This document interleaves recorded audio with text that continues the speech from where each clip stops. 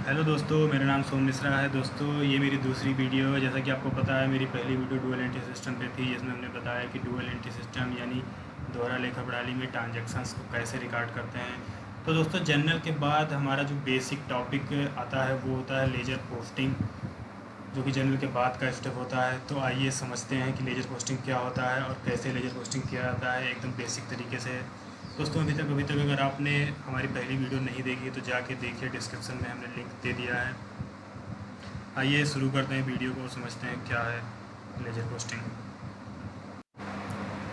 तो दोस्तों, आज का जो टॉपिक होगा, आज का जो कंटेंट है वो है व्हाट इज़ लेजर, लेजर क्या होता है। और दोस्तों, जो सेकंड टॉपिक होगा वो हमारा होगा पर्पज़ ऑफ लेजर, लेजर हम क्यों बनाते हैं, उसका पर्पज़ क्या है, उद्देश्य क्या है लेजर बनाने का। तीसरा जो होगा वो होगा फॉर्मेट ऑफ लेजर, लेजर का जो फॉर्मेट है, जो बेसिक फॉर्मेट है वो कैसे बनता है, उसमें कैसे लेजर को पोस्टिंग इंटीज की पोस्टिंग करते हैं। चौथा होगा जो हमारा वो होगा एग्जाम्पल्स, हम एग्जाम्पल्स से समझेंगे कि हाँ लेजर पोस्टिंग कैसे करते हैं। एग्जाम्पल के माध्यम से आपको समझाया जाएगा कि लेजर कैसे मेंटेन किया जाता है।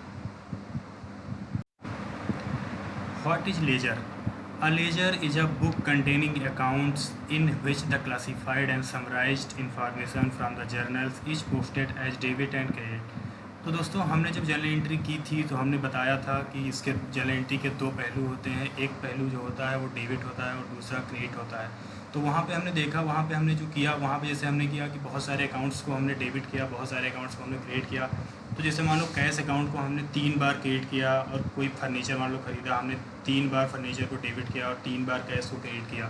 तो यहाँ पे क्या होगा, लेजर में क्या होता है कि हम उसको एक समराइज फॉर्मेट देते हैं, एक उसको क्लासिफाइड कर दिया जाता है। जैसे एक कैश अकाउंट बना लेंगे और उसी कैश अकाउंट में, उसी कैश लेजर में सारी जितने भी कैश से एंट्रीज होंगी उन सबको हम उसी में पोस्ट कर देंगे डेबिट और क्रेडिट के रूल के according. The ledger contains the information that is required to prepare financial statements.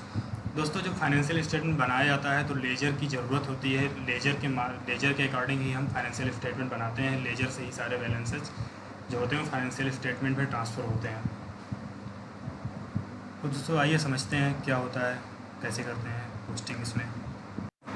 Second जो आता है वो होता है purpose of ledger. The purpose of the ledger is to take the entries made in the journal and logs and tallies up all transactions that affect a specified account. It shows your total monthly sales of X, your total payroll expenses or your total postage expenses that month। दोस्तों, journal कर लेने के बाद में, journal कोई बहुत ज़्यादा बड़ी बात नहीं, आप आसानी से कर लेते हैं। जर्नल करने के बाद में हमको ये जानना होता है कि हमारा टोटल स्पेशल कोई खर्चा मान लो हमारा हो रहा है, मान लो टोटल पोस्टेज एक्सपेंसेस है, हमको पता करना है कि पूरे महीने में टोटल पोस्टेज एक्सपेंस कितना हो। तो पोस्टेज एक्सपेंस के हमने बहुत सारी एंट्रीज पास की होंगी, आपने हो सकता है महीने भर में 4, 5, 10, 15 जितने भी एंट्रीज पास की होंगी। तो हम क्या करेंगे, टोटल पोस्टेज एक्सपेंस का एक लेजर बना लेंगे और उसमें जो जितनी बार भी हमने पोस्टेज एक्सपेंस किया है उन सारे एंट्रीज को हम इसमें पोस्ट कर देंगे, जिससे हमको, और उसके बाद इसका टैली कर लेंगे, इसका बैलेंस कर लेंगे। उसके बाद हमको पता चल जाएगा कि हमारा पूरे महीने का पोस्टेज एक्सपेंस कितना है। ऐसे ही हमको सेल का निकालना है, तो ऐसे ही सेल का लेजर बना लेंगे और सेल के लेजर में सारे ट्रांजैक्शंस को, जितने भी सेल से रिलेटेड ट्रांजैक्शंस हैं उनको हम इसमें पोस्ट कर देंगे, जिससे हमको पता चल जाएगा कि हमारा टोटल मंथली सेल कितना है, या टोटल कोई भी खर्चा है, आप कोई भी खर्चा कर रहे हैं तो उस खर्चे का पर्टिकुलर लेजर बना लेंगे, और उस पर्टिकुलर लेजर में जितने भी एंट्रीज हमने किया है अलग अलग, उस सारे एंट्रीज को पर्टिकुलर लेजर में पोस्ट करके, और हम पता कर लेंगे कि उस लेजर का बैलेंस क्या है, उस लेजर के अगेंस्ट में हमने कितना खर्चा किया है, कितना ट्रांजेक्शन हुआ है। दोस्तों, आइए समझते हैं कैसे करते हैं पोस्टिंग, उसका फॉर्मेट क्या है। Format of ledger. दोस्तों, लेजर का जो फॉर्मेट है वो आप देख रहे हैं, इसमें 8 कॉलम होते हैं, 4 डेबिट और 4 क्रेडिट का। इसमें 2 साइड होती हैं, डेबिट और क्रेडिट। लेजर नेम, आप लेजर नेम में आप नेम डाल सकते हैं लेजर का, जैसे स्टेशनरी अकाउंट बना रहे हैं या कैश अकाउंट बना रहे हैं या बैंक अकाउंट बना रहे हैं, तो उसका लेजर आप नाम डाल देंगे ऊपर। और उसके बाद में डेट, पार्टिकुलर, जर्नल फोलियो और अमाउंट डेबिट में, और सेम साइड क्रेडिट में भी होता है, डेट, पार्टिकुलर, जर्नल फोलियो और अमाउंट। दोस्तों, बाद में हम इसको मंथली, मान लो मंथली क्लोज कर रहे हैं या ईयरली क्लोज कर रहे हैं या हाफ ईयर में क्लोज कर रहे हैं, तो क्लोज करके हम बैलेंस को, इसका जो भी बैलेंस आ रहा होगा बैलेंस को हम कैरी फॉरवर्ड कर देते हैं आगे, और उस बैलेंस को फिर आगे ब्रॉड फॉरवर्ड कर लेते हैं। मतलब उस पर्टिकुलर, जैसे 1 महीने में हमने बैलेंस को क्लोज़ किया, तो उस 1 महीने के लास्ट एंड में हमने क्लोज़ किया, तो एंड में बैलेंस को कैरी फॉरवर्ड करके और उसके अगले महीने में फर्स्ट को हम बैलेंस को ब्रॉड फॉरवर्ड कर लेंगे, सेम बैलेंस को हम आगे ले लेते हैं। तो दोस्तों ये था फॉर्मेट। हम आगे जर्नल एंट्री से हम समझेंगे। जर्नल एंट्री मैंने कुछ कर रखा है, कुछ हमें एग्जांपल्स हैं जो इस एग्जांपल से हम समझेंगे कि कैसे लेजर पोस्टिंग करते हैं। ये दोस्तों एग्जांपल में हमने कुछ जर्नल एंट्री कर रखी है जिससे आसानी से समझ सकते हैं, आसानी से लेजर पोस्टिंग कर सकते हैं। दोस्तों सबसे पहले हमको ये पता करना होता है कि कितने लेजर इसमें इफेक्ट कर रहे हैं, कितने लेजर हमको बनाने पड़ेंगे पोस्टिंग करने के लिए। तो दोस्तों जो पहला लेजर होगा वो होगा हमारा फर्नीचर अकाउंट, दूसरा जो लेजर होगा वो होगा हमारा कैश अकाउंट, तीसरा जो लेजर होगा वो होगा स्टेशनरी अकाउंट एंड जो चौथा लेजर जो हमारा होगा वो होगा कैपिटल अकाउंट। दोस्तों समझने वाली बात यहाँ पे ये है कि जैसे हमारे तीनों एंट्री में कैश अकाउंट आ रहा है, जैसे हमने पहले कैश अकाउंट को क्रिएट किया है, दूसरे में कैश अकाउंट को क्रिएट किया है, तीसरे में कैश अकाउंट को हमने डेबिट किया है। तो अब हमको यहाँ पे तो मान लो 3 एंट्री हैं जिसमें हम आसानी से बता सकते हैं कितना बार क्रेडिट हुआ, कितना बार डेबिट हुआ और कितने अमाउंट से क्रेडिट हुआ, कितने अमाउंट से डेबिट हुआ।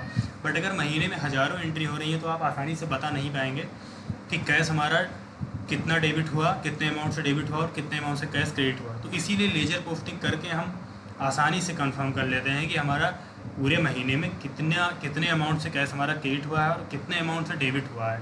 और हम आसानी से ये भी पता कर लेते हैं कि हमारा लेजर का जो कैश लेजर का जो बैलेंस है हमारे पास, मतलब हमारे पास कैश का कितना बैलेंस बच रहा है, ये भी हम आसानी से लेजर से पता कर सकते हैं। दोस्तों चलिए आगे बढ़ते हैं लेजर पोस्टिंग की तरफ। ये है दोस्तों फर्नीचर अकाउंट का लेजर। जर्नल एंट्री हमने यहाँ पे दे रखी है। जैसे 1 अप्रैल 2020 को हमने एक जर्नल एंट्री पास की थी, furniture account debit 2000, to cash account 2000। तो दोस्तों इस एंट्री को हम लेजर में कैसे पोस्ट करेंगे। दोस्तों जैसा कि डेट में आप देख रहे हैं 1 अप्रैल 2020, तो डेट में हम एज इट इज़ 1 अप्रैल 2020 डाल देंगे कि 1 अप्रैल 2020 को हमने ये ट्रांजेक्शन्स किया था, तो वहाँ पर हमने ये डाल दिया। अब हमको ये पता करना है फर्नीचर अकाउंट डेबिट हो रहा है। तो दोस्तों हमने जिसका फॉर्मेट था लेजर का उसमें हमने बताया था एक साइड डेबिट होता है, दूसरा साइड क्रेडिट होता है। तो दोस्तों यहाँ पे हमको ये पता करना है फर्नीचर डेबिट हो रहा है, क्रेडिट हो रहा है। दोस्तों फर्नीचर डेबिट हो रहा है तो इसके डेबिट साइड में जो हमारा लेफ़्ट साइड होता है दोस्तों वो हमारा डेबिट होता है, जो राइट साइड होता है वो होता है हमारा क्रेडिट। तो दोस्तों लेफ़्ट साइड की तरफ हम टू कैश अकाउंट लिख देंगे और अमाउंट में 2000 रुपये डाल देंगे। अब मान लो हम यहाँ पर हम 30 अप्रैल को हम लेजर बना रहे हैं, मंथ एंड जो हमारा हो रहा है वो 30 अप्रैल को हमारा मंथ एंड हो रहा है। तो 30 अप्रैल को हम लेजर बना रहे हैं। तो 30 अप्रैल को हमने क्या किया, बाई बैलेंस कैरी फॉरवर्ड, हम इसी बैलेंस को आगे कैरी फॉरवर्ड कर दिया हमने 2000 रुपये, और उसी बैलेंस को हम 1 मई को आगे ब्रॉड फॉरवर्ड कर लेंगे 2000 रुपये। मतलब फर्नीचर अकाउंट का हमारा जो क्लोजिंग बैलेंस है वो है हमारा 2000 रुपये, और हमारा जो ओपनिंग बैलेंस हो जाएगा 1 मई का दोस्तों वो हो जाएगा हमारा 2000 रुपये ही, क्योंकि हमारा फर्नीचर अकाउंट 2000 से डेबिट है। तो इसका जो डेबिट बैलेंस हो जाएगा वो हो जाएगा 2000 रुपये। दोस्तों आगे बढ़ते हैं दूसरे एग्जाम्पल की तरफ।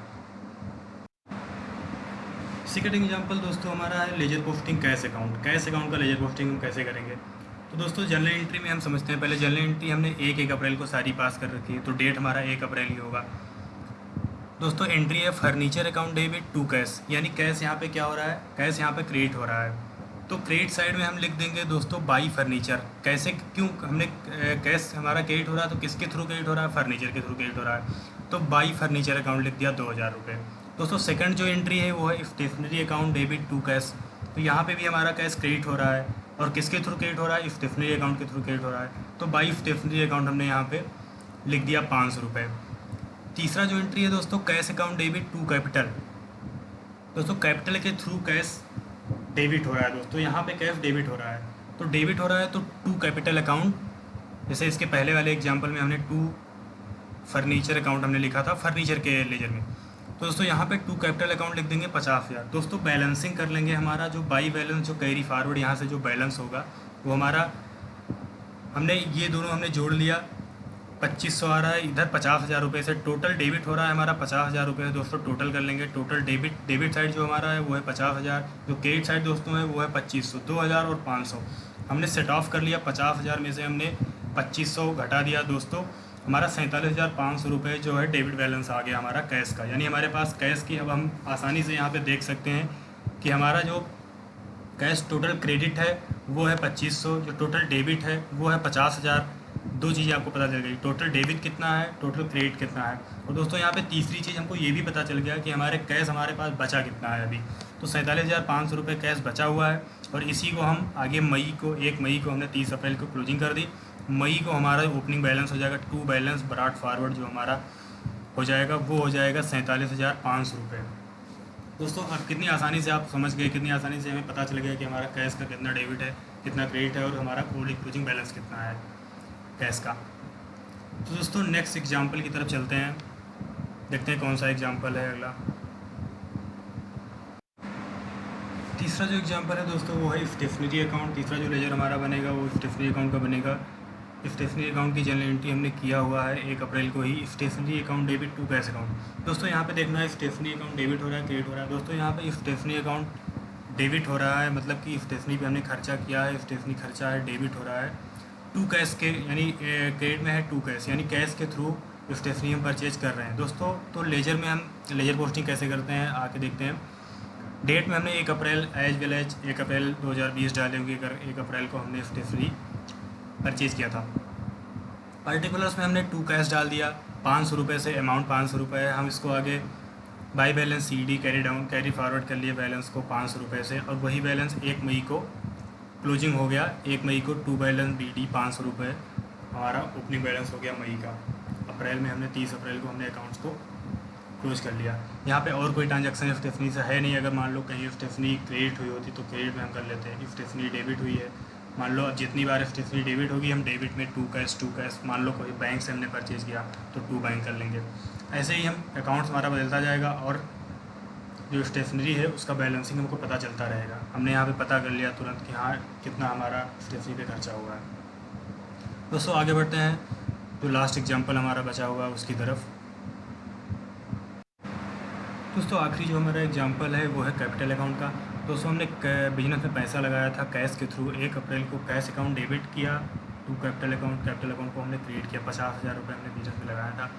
दोस्तों कैपिटल का जो हम लेजर बनाएंगे तो हम 1 अप्रैल को हमने बिजनेस में पैसा लगाया था, तो 1 अप्रैल 2020 को बाई कैश अकाउंट कैश के थ्रू लगाया था, इसलिए हमने बाई कैश अकाउंट लिख दिया और 50,000 रुपये अमाउंट में हमने 50,000 रुपये डाल दिया।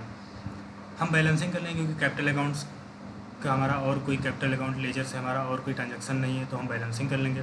बैलेंस हमने कर लिया। 30 अप्रैल को हम बैलेंस क्लोज कर रहे हैं। 30 अप्रैल को हमने टू बैलेंस कैरी डाउन कर लिया 50,000 रुपये, और इसी को सेम बैलेंस को हम 1 मई को हमने बैलेंस BD ब्रॉट डाउन कर लिया 50,000 रुपये से, क्योंकि हमारा बीच में कोई और ट्रांजैक्शन नहीं है, एक ही ट्रांजैक्शन हमारा एक ही एंट्री था, इसलिए हमने ब्रॉट डाउन कर लिया। 50,000 रुपये हमारा कैश कैपिटल का क्लोजिंग आ रहा है। तो दोस्तों ये चीज़ें ये होती है इम्पॉर्टेंस लेजर की, कि हम लेजर में हम किसी भी ट्रांजैक्शंस को, किसी भी हम पर्टिकुलर लेजर को कैसे मेंटेन करते हैं और कैसे हम उसका बैलेंसिंग करते हैं।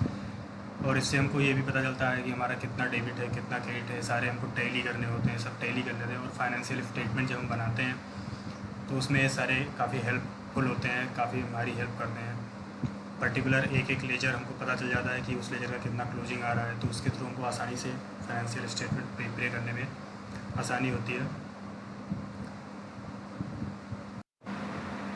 तो दोस्तों वीडियो अगर पसंद आई हो तो वीडियो को लाइक करें, शेयर करें, चैनल को भी ज़रूर सब्सक्राइब करिएगा। Thank you.